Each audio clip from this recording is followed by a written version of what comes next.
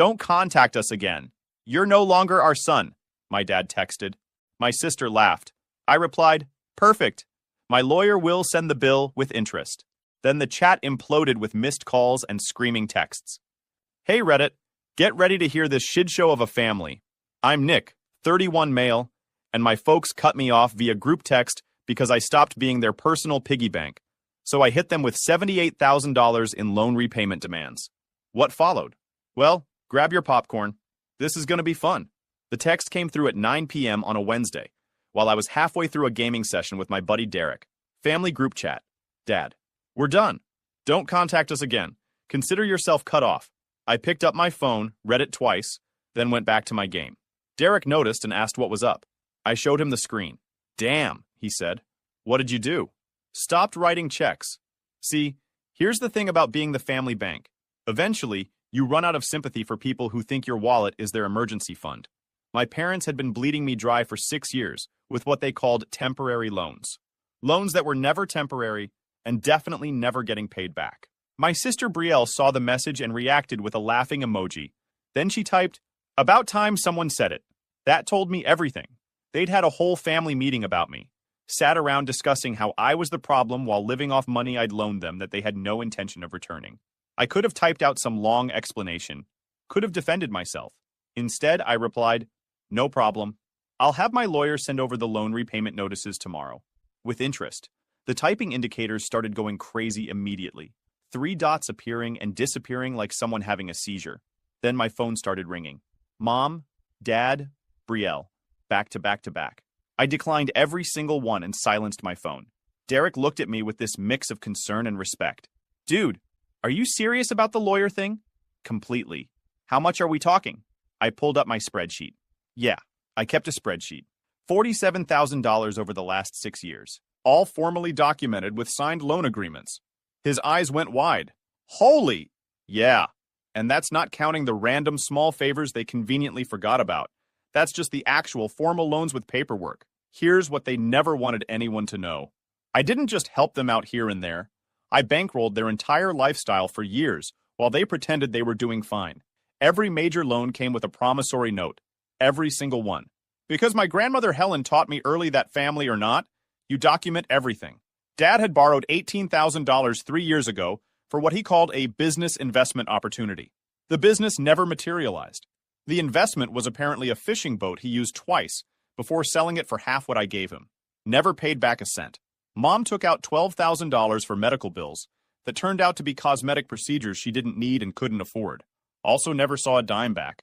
Brielle, the professional makeup artist, had borrowed $17,000 over multiple loans for everything from equipment to rent to emergency car repairs. Her Instagram bio said CEO and founder of some makeup line that didn't exist outside of her bathroom mirror. She'd paid me back exactly $200 once, then asked for another $1,500 the next week. Those 3 major loans, 18, 12, and 17,000, made up the 47 grand I had documented with signatures and terms. There were other small amounts here and there over the years. Couple hundred for utilities, a few hundred for car insurance, but those were harder to prove, and honestly, I didn't even care about that money anymore. The big stuff was enough. I'd been stupid. Not anymore. My phone was lighting up like a Christmas tree with texts. I glanced at a few of them while Derek watched. Mom, how can you be so cruel? We're family. Dad, you're going to destroy this family over money? Brielle, you're actually such a piece of garbage. Hope you know that. I showed Derek the messages. He shook his head. Man, they're really trying to flip this on you. That's what they do. It's what they've always done. The messages kept coming. Paragraphs about how disappointed they were. How I was being selfish. How they never thought I'd turn on them like this. Around midnight, Dad sent one more text. Your mother is crying. I hope you're happy. I typed back, tell her to dry her tears with one of the loan agreements she signed. Then I muted the group chat and went to bed.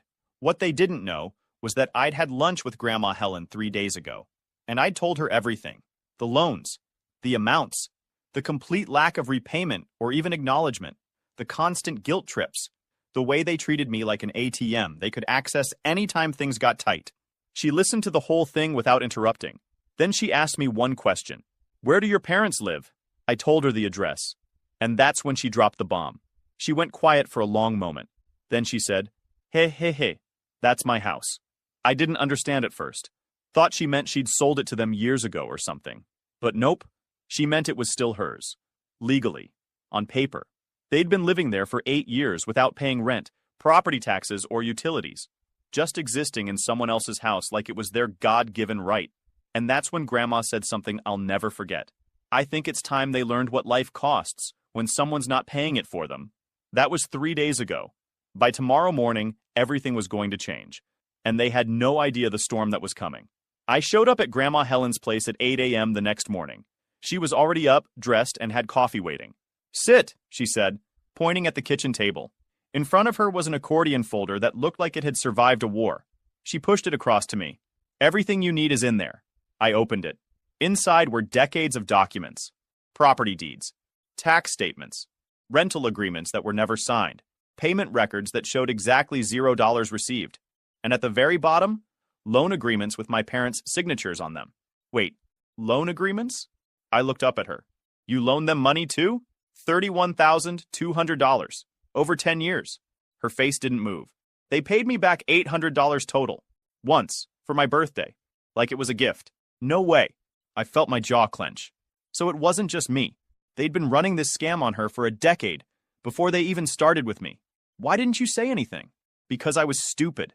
I thought eventually they'd do the right thing. That something would click and they'd realize you can't just take and never give back. She took a sip of her coffee. I was wrong. Some people don't learn. They just get better at justifying it. She walked me through the whole thing. Back in 2017, my parents were supposedly in a financial bind. Dad had quit another job, his third in 5 years, because he didn't vibe with the company culture. Mom had stopped working entirely, claiming chronic fatigue that somehow didn't prevent her from shopping or going to wine tastings. They'd asked Helen if they could stay in her rental property for a few months, just until they got back on their feet. She'd agreed, gave them a break on rent, said they could pay utilities and property taxes instead. That was 8 years ago. They'd never paid a single bill. Not one. Over time, they'd started acting like they owned the place. Renovated without asking. Planted gardens. Invited people over and called it their home. Helen had been too polite to push back. Too worried about causing family drama. But the loans were different. Those had paper trails. "I spoke with my attorney yesterday," she said. "Told him everything. He said we have grounds for immediate eviction based on breach of rental agreement and non-payment. But the loans?" She smiled. "Well, the loans give us leverage." She handed me another folder. This one had collection notices already drafted, legal demand letters, court filing templates, everything we needed to turn my parents' world upside down. "Here's what's going to happen," she said. "We're going to file repayment demands for every loan, every single one. Yours and mine combined, that's $78,200. We're going to give them 30 days to either pay in full or set up a payment plan. And when they don't, then we file in court. We get judgments. We put liens on anything they own. And if they want to keep living in my house, they're going to start paying market rate rent, $3,000 a month." I did the math in my head. There was no way they could afford that. Dad's sporadic income and Mom's non-existent job meant they were barely scraping by even with me funding them. "They'll lose the house," I said. "Yes. And Brielle? She's been living there rent-free too. She can pay or leave." I sat back in my chair and smiled. For once, I wasn't the one solving their problems. I was the one holding all the cards. "There's something else," Helen said. She pulled out her laptop and turned it toward me. On the screen was a Craigslist ad. Luxury downtown apartment available for short-term rental. $180 per night. Sleeps 4. Pet friendly. The photos showed a place I recognized immediately. The exposed brick. The industrial lighting. The art on the walls. "That's Brielle's room," I said. "That's my house." Helen's voice could have frozen water. She's been renting out rooms on Craigslist and Airbnb, pocketing the money, not telling anyone. My hands clenched into fists. "How long?" "At least 18 months, maybe longer." My neighbor mentioned seeing different cars in the driveway at odd hours. Strangers coming and going. I didn't think much of it at first. Then I found the listings. She showed me more. Different ads, different platforms. Some listed it as cozy suburban retreat, others as artist's loft space, all featuring rooms in Helen's house, all managed by Brielle under fake names. Based on the booking history I could find, she's made at least $15,000 off this, Helen said, probably closer to 20, all while claiming she's struggling and needs loans to survive. I felt rage building. What do you need me to do? Helen smiled again. That same look. Nothing yet, just be ready, because when we drop this on them, they're going to come at you hard. They're going to tell everyone you're tearing the family apart. Let them. I'm ready. Good. She closed the folders. The demand letters go out today. Legal eviction notice goes out tomorrow. After that, we wait and watch them scramble. I left her place feeling something I hadn't felt in years. Power. Not over them, but over my own life. By the afternoon, the certified letters would be delivered. By tomorrow, the eviction notice would be posted. And by next week, they'd realize they'd messed with the wrong people. Let the games begin. The letters hit around 3 p.m. 17 missed calls in 20 minutes, 6 voicemails, 34 texts. I was at work, sitting in a meeting about quarterly projections, watching my phone vibrate itself across the conference table. My boss looked at me with raised eyebrows. Everything okay? Family emergency, I said. I excused myself and stepped into the hallway. Opened the messages. Mom. What have you done? We got a letter from a lawyer. Call me now. Dad. If you think you're getting a cent from us, you're out of your mind. We're calling the police. Brielle. You're actually trying to sue us? You're seriously that petty? Hope you're proud. I scrolled through them all. Not one acknowledgement of the loans. Just outrage that I dared to ask for my money back. Then came a text from a number I didn't recognize. This is Simon's attorney. Please have your lawyer contact me to discuss these frivolous claims. This is bordering on extortion. I screenshot it and sent it to Helen with a message. They hired a lawyer. She responded immediately. Good. Mine's better. Around 5 p.m., Derek met me at a diner near my apartment. I needed food and someone to vent to who wasn't going to tell me to work it out or think about family. So they got the letters, he said. And apparently asking for your money back is extortion now. He laughed. Man, your family is something else. They're about to find out what else I can be. I showed him the eviction notice Helen had sent. 30 days to vacate. Market rate rent or get out. Where are they going to go? Derek asked. Not my problem. Cold. I like that. He grinned. Wait, you don't know half of what they've done. I told him about the Craigslist rentals. How Brielle had been making money off Helen's house while crying poverty. How she'd borrowed thousands from me, claiming she couldn't make rent when she was literally profiting off someone else's property. Derek's face went from amused to disgusted. That's nasty. That's my sister. My phone buzzed again. This time it was a group text from the extended family. Cousins, aunts, uncles. Someone had started a group called Family Crisis and added everyone. Aunt Rose. Can someone explain what's happening? Maria called me crying. Uncle Jeff. I'm hearing lawyers are involved? Over what? Cousin Amy. Nick, why are you suing your parents? And there it was. The smear campaign had started. I typed out a response. I'm not suing anyone. I'm requesting repayment of documented loans per the signed agreements. If they'd like to discuss the $47,000 they owe me, I'm happy to talk. I attached a photo of one of the loan agreements. Dad's signature was clear as day. The amount, $18,000. The repayment terms, 24 months. The date, 3 years ago. The group went silent for a solid minute. Then Uncle Jeff.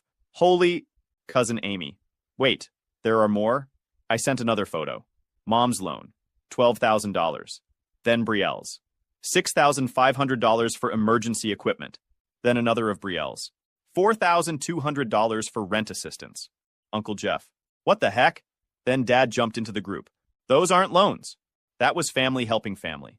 We never agreed to pay that back. I screenshot his text and sent another photo. The loan agreement he'd signed. The part where it explicitly stated, borrower agrees to repay in full within 24 months. His signature at the bottom. Your signature says otherwise. Mom joined. You're twisting things. We were in crisis. You offered to help. Now you're using it against us. No, I offered loans. You agreed to terms. You never paid. That's called breach of contract. Brielle, you're actually doing this in front of everyone? You're such a vindictive jerk. Derek was reading over my shoulder, shaking his head. Dude, they're getting destroyed. Aunt Rose. I think we all need to take a breath here. Uncle Jeff. No, I want to see where this goes. Nick, how much do they actually owe? I replied, $47,000 from me, $31,200 from my grandmother. All documented loans with signatures. The group chat exploded. People taking sides. Some saying I was being cruel. Others saying if they signed agreements, they needed to pay. Then Helen joined the group. Grandma Helen. Since we're all here, let me clarify. My son and daughter-in-law have been living in my rental property for 8 years without paying rent, utilities, or property taxes. The agreed rent was $1,200 per month, which totals $115,200 in unpaid rent alone. Add utilities and annual property taxes of $3,600, $28,800 over 8 years, and we're looking at approximately $48,000 more in unpaid costs. Over $163,000 total in housing expenses they never covered. They were also given personal loans totaling $31,200, which were never repaid. An eviction notice has been filed. They have 30 days. Complete silence. Mom left the group chat. Then Dad. Then Brielle. The remaining family members started asking questions. I let them talk. Let them process. Then I dropped the final bomb. Also, Brielle has been illegally subletting rooms in Helen's house via Airbnb and Craigslist for profit without permission. We've documented at least $15,000 in unauthorized income over the past 18 months. I sent screenshots of the listings, the Craigslist ads, the Airbnb reviews. Cousin Amy. Brielle, seriously? Uncle Jeff. This is fraud. And just like that, the narrative shifted. They went from questioning me to realizing my family had been running scams on multiple people for years. My phone rang. Helen, you're enjoying this too much, she said. Maybe a little. Good. Don't stop now. They're going to play the victim. Don't let them. I won't. Meeting with my attorney tomorrow at 9. Be there. We're accelerating the eviction based on the subletting. They've got 2 weeks now, not 30 days. Perfect. I hung up and ordered another round of fries. Derek clinked his drink against mine. Here's to not being a doormat anymore. I'll drink to that. The next 2 weeks were psychological warfare. My parents went nuclear. First came the Facebook post. Mom wrote this long, dramatic thing about how her son had abandoned her in her time of need. How she'd sacrificed everything raising me, and this was how I repaid her. The post got attention. Friends from their church, old neighbors, distant relatives who didn't know the full story, they all commented with support. How could he? And family should come first, and I'm praying for you. I watched it from the sidelines, waiting. Then Helen struck back. She commented on Mom's post, with receipts. Maria, for clarity, you've lived in my home for 8 years without paying the agreed-upon rent. You borrowed $31,200 from me with signed agreements to repay within 3 years. Your daughter has been illegally subletting my property for profit. These are facts, not opinions. I've attached the documentation, and she actually did. Posted PDFs of the rental agreement, the loan paperwork, screenshots of Brielle's Airbnb account with earnings displayed. The comment section went from supportive to hostile in minutes. People started asking Mom questions she couldn't answer. Someone called her a scammer. Someone else said they were reporting the Airbnb fraud to the IRS. Mom deleted the post an hour later. But screenshots live forever. Cousin Brian had saved it and shared it in the family group with the caption, "In case anyone missed this." Next came the guilt trips. Personal, targeted, brutal. Dad called me from a number I didn't have blocked. I answered by mistake. "You're killing your mother," he said. No hello, just that. The stress is too much. If something happens to her, it's on you. Then maybe she should have thought about that before borrowing money she had no intention of repaying. We were going to pay you back. When? In what universe were you going to come up with $47,000? Silence. That's what I thought, I said. Anything else? You used to be a good person. What the heck happened to you? I still am. You're just mad I'm not a doormat anymore. I hung up. Brielle tried a different approach. She sent me a message claiming she was getting death threats from crazy people online because of what I'd done. Said she was scared to leave the house. Said she might hurt herself if this continued. I screenshot her message and sent it to Helen with a note. Manipulation or genuine concern? Helen replied, manipulation. She's been posting Instagram stories at restaurants all week. I checked. She was right. Brielle's stories showed her out with friends, drinking cocktails, living life. The whole I'm scared thing was theater. I sent her one message back. You still owe $17,000. She didn't respond. The eviction process moved forward. 2 weeks to vacate. Helen's attorney was ruthless. When my parents tried to claim they had tenant rights and couldn't be forced out on short notice, he dropped a folder of evidence showing the illegal subletting, pointed out that running an unauthorized rental business from someone else's property voided any tenant protections they thought they had. They had no legal ground to stand on. The judge approved the eviction. 2 weeks, final. That's when things got personal. I came home from work one day to find my apartment door scratched up. Someone had keyed traitor into the metal. Building security footage showed Brielle, wearing sunglasses and a hood, doing it at 2 a.m. I filed a police report, added it to the growing pile of evidence. Then Mom showed up at my work. She walked into the office, asked for me at reception, and when I came down, she tried to make a scene. "Please," she said, loud enough for everyone to hear. "Don't do this. We'll lose everything." I kept my voice calm and low. "No, Mom. You need to leave. We're family. Family forgives. Family don't steal from each other." "How dare you? We didn't steal. You gave—" "I loaned. Security. Security showed up and escorted her out. My boss pulled me aside later and asked if I needed to take personal time. I told him I was fine." The family group chat had splintered into factions.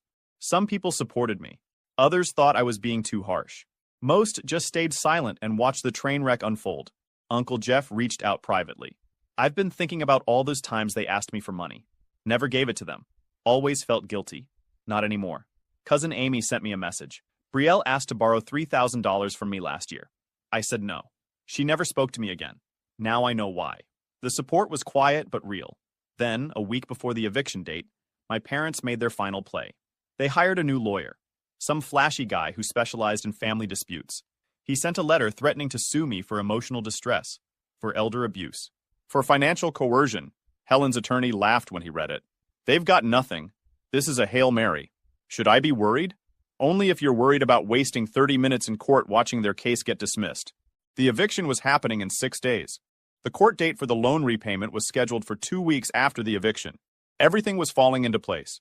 Then I got a call from a number I didn't recognize.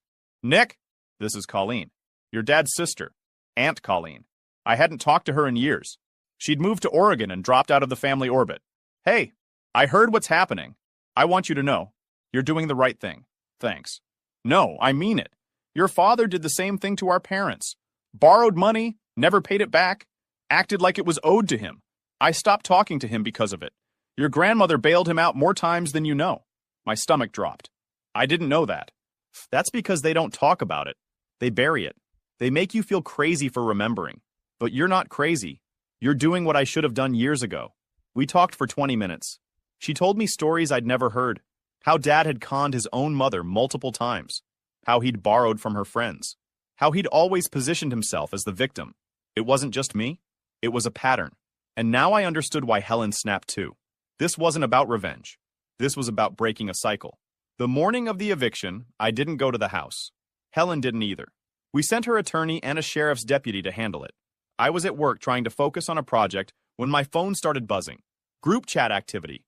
Extended family texting. Everyone knew what was happening today. Around noon, Helen's attorney called. "It's done.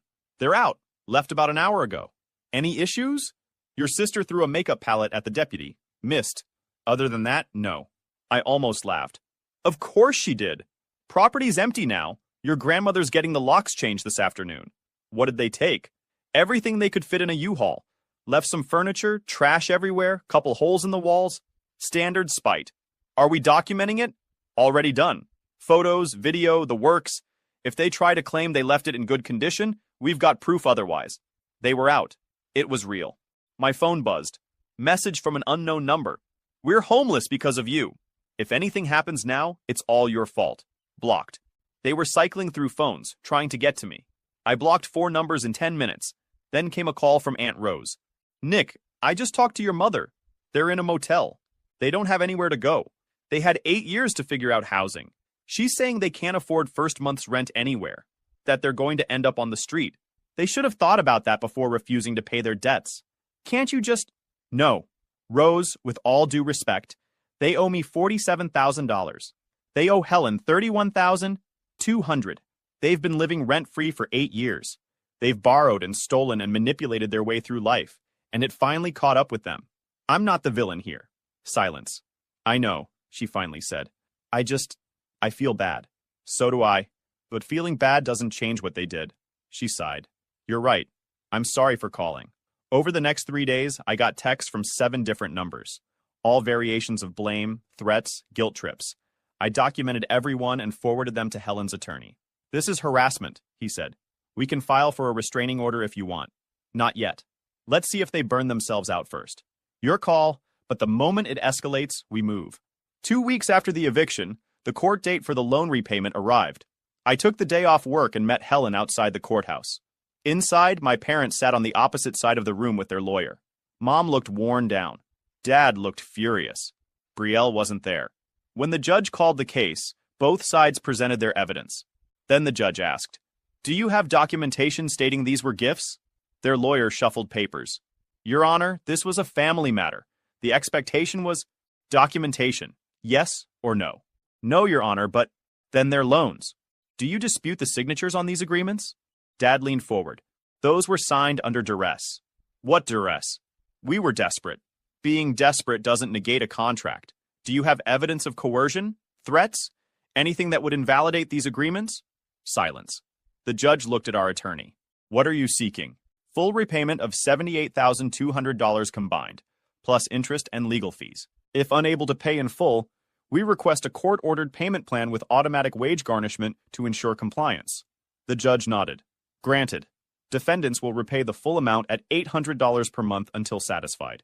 Wage garnishment will be initiated if payments are missed. Court fees to be split between parties." The look on their faces was priceless. Their lawyer tried to argue, but the judge wasn't having it. We walked out of that courtroom with a legal win. $800 a month, automatically taken from their income. Beautiful. Helen looked at me as we reached the parking lot. "How do you feel?" "Like I finally got my spine back." She smiled. "Good, because we're not done yet." "What do you mean?" "There's still the matter of the illegal subletting. I've filed a separate civil suit for lost income. That goes to court next month." I blinked. "How much are you going for?" "Whatever we can prove plus damages. Could be $20,000 or more from Brielle." "Damn, Grandma." "I told you, I'm done being nice." We parted ways, and I drove home feeling lighter than I had in years. But the next morning, I woke up to 50 missed calls and a voicemail from Mom that made my stomach turn. "Nick, your father's in the hospital. He collapsed last night. The doctor says it's stress-related. If he dies, it's because of you. I hope you can live with that." I stared at my phone, feeling my gut twist. Then I called Helen. "I got the same message," she said. "It's bait. Don't take it." "Should I go to the hospital?" "Do you want to?" I thought about it. Really thought about it. "No." "Then don't." I didn't. I went to work. I lived my life. And when people asked if I'd heard about Dad, I said yes and left it at that. 3 days later, Dad was released from the hospital. Stress-induced panic attack. Not a heart attack. Not life-threatening. The guilt trip didn't work. And that's when they realized they'd lost. Losing the court case broke something in them. For the first time in their lives, they couldn't manipulate their way out. The $800 monthly garnishment hit their accounts immediately. Automatic. Unavoidable. Dad had picked up work at a warehouse. Mom was doing data entry from whatever apartment they'd managed to scrape together. Brielle had moved in with some guy she met on a dating app. Another temporary host she'd drain until he got wise. But the damage was spreading beyond just the money. The extended family wasn't buying their victim act anymore. Aunt Rose stopped returning Mom's calls. Uncle Jeff blocked Dad after he tried to borrow just $500 to get through the month. Cousin Amy publicly called Brielle out on Facebook for trying to sell her a makeup service while still owing me 17 grand. Their social circle imploded. People from church stopped inviting them to events. Old friends got quiet. Then Helen's civil suit against Brielle went to court 3 weeks after the loan repayment judgment. I attended. Her argument was that she'd been sharing the space with friends, and any money exchanged was contributions to household costs. Helen's attorney dropped a stack of printed Airbnb reviews, Craigslist conversations, and Venmo transactions showing $19,400 in documented rental income over 18 months. The judge looked at Brielle. "You operated an unlicensed rental business from property you didn't own, pocketed the income, and now claim it was just friends helping out? I was trying to survive by committing fraud. Judgment for the plaintiff. $19,400 plus damages and legal fees. Wage garnishment authorized." Brielle stormed out of the courtroom. After the hearing, I went back to work. Back to my life. The chaos was still happening around me, but I wasn't in it anymore. I was an observer, not a participant. 2 months after the eviction, I heard through my cousins that Brielle's boyfriend kicked her from his place, and she's been sleeping in her car. Sucks to suck.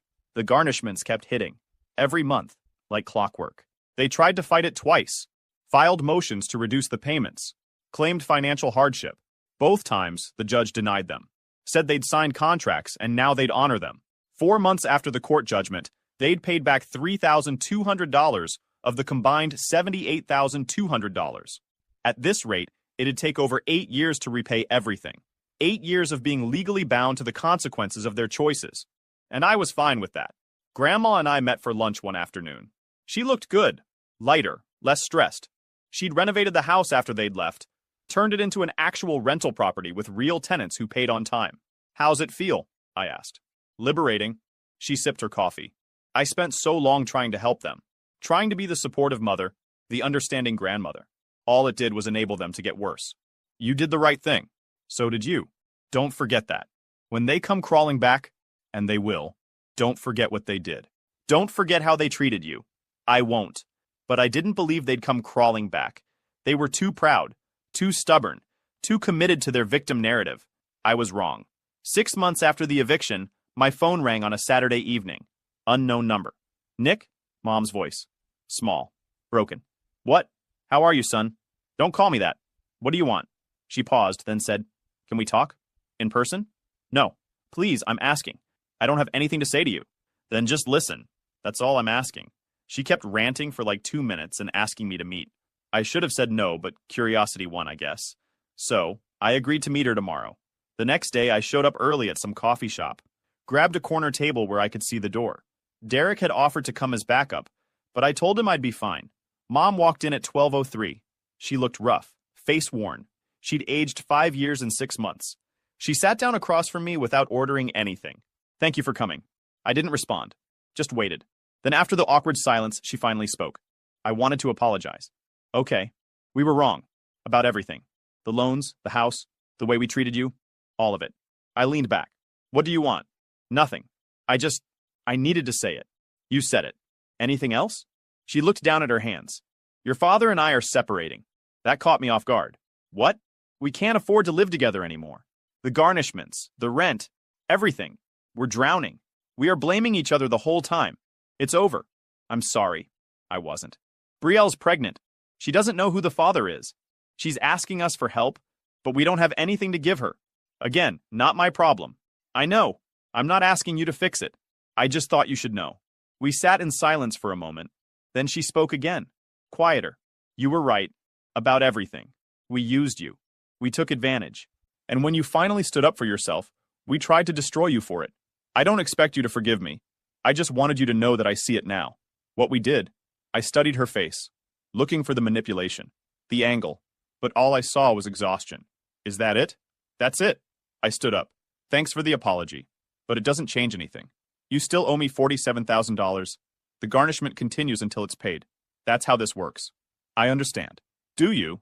Because for years, you acted like consequences didn't apply to you. Like you could just cry and guilt trip your way out of anything. Now you're learning that's not how the world works. Her eyes filled with tears, but she didn't argue. I walked out. 2 weeks later, Dad called. I didn't answer. He left a voicemail. Nick, I know you don't want to talk to me. I get it. But I'm calling to ask, no, to beg. Your grandmother cut me off completely. Won't answer my calls. I made mistakes. I know I did. But she's my mother. Can you talk to her? Tell her I'm sorry? I didn't respond. Helen called me that evening. Your father left me 5 voicemails. I know. He asked me to talk to you. What did you say? Nothing. Deleted it.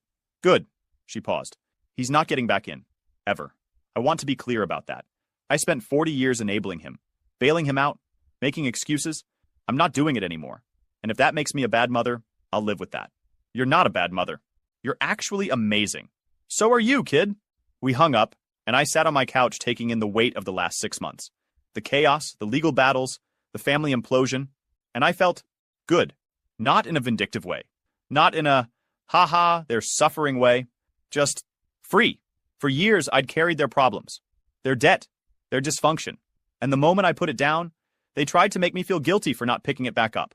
But I didn't. And I wouldn't. Christmas came and went. And I spent it with Helen and some cousins who'd sided with us through the mess. No drama, no tension, just food and laughter and quiet. The garnishments continued, month after month, like clockwork. By the 1-year mark, they'd paid back $9,600. Barely a dent, but progress. Helen kept the house rented. She was making more in 1 month than my parents had contributed in 8 years. Me? Started dating someone Derek introduced me to. Bought a new car. Lived my life without the constant background noise of other people's crises. And every month when that $800 hit my account from the garnishment, I transferred it straight to savings. Not because I needed it, but because it was a reminder. A reminder that family isn't a free pass to use people. A reminder that sometimes the best thing you can do for yourself is stop carrying weight that isn't yours. YouTube just dropped this new hype feature. If you're hooked on this story, smash that hype button. It tells YouTube this video deserves to blow up, and it keeps even crazier stories coming your way.